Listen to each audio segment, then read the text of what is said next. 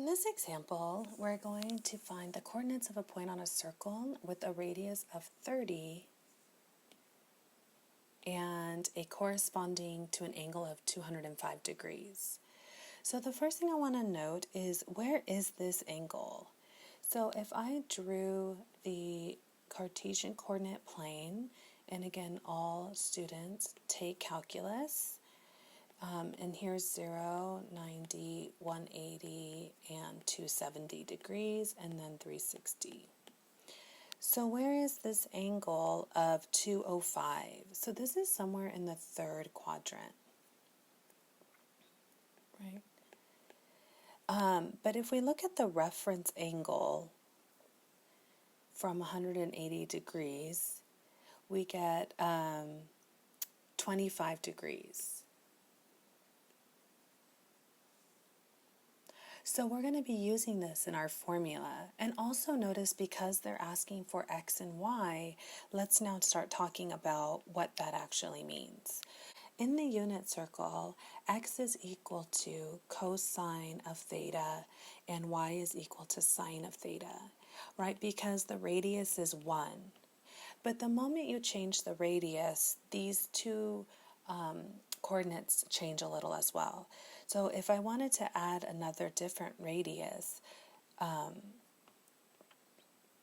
we would have to rewrite these coordinates. So I put a 1 in there. We don't always write it, but we know it's there. And that's the reason why the unit circle works out so nicely, is because that coefficient is 1. So when we have just in general, x is going to be r cosine theta, and y is equal to r sine theta. Okay, and then where theta is going to be the reference angle.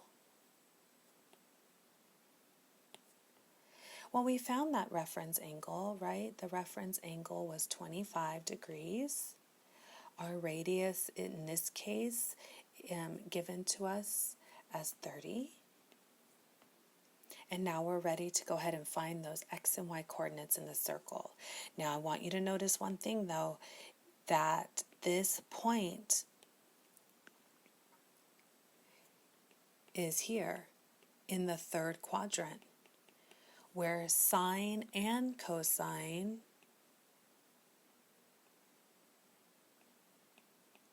are negative. So no matter what we get in our calculator, we know we need to put a negative on there because of the fact that we know this is the third quadrant. Okay, so we know that when we write our coordinates appropriately, it'll look like this, where we get some x and y. We'll plug and chug in there. All right, so let's go ahead and write this out. So x will be equal to the radius of 30 cosine of 25 degrees, and y will be equal to 30 sine of 25 degrees. Now when I go to my calculator, the first thing I want to do is make sure that my trigonometric functions are not in radians but in degrees. So I'm using Desmos on my iPad, and I can go ahead and toggle. So I have to make sure I'm in degrees, and then I hit save in this top left corner. So now when I enter 30 cosine of 25, I'll get the correct answer. If you put it in radians, it's going to be a little bit different. Okay, so I get 27.189. Let's do the y coordinate, 30 sine of 25. And I get a y coordinate of 12.679. So let's go ahead and write those down. 27.189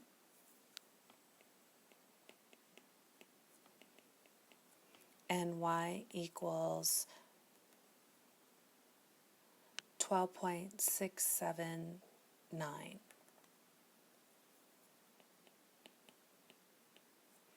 Okay, so I'm not quite done, right? Because I have to go back here and make sure that I negate my x and y coordinate.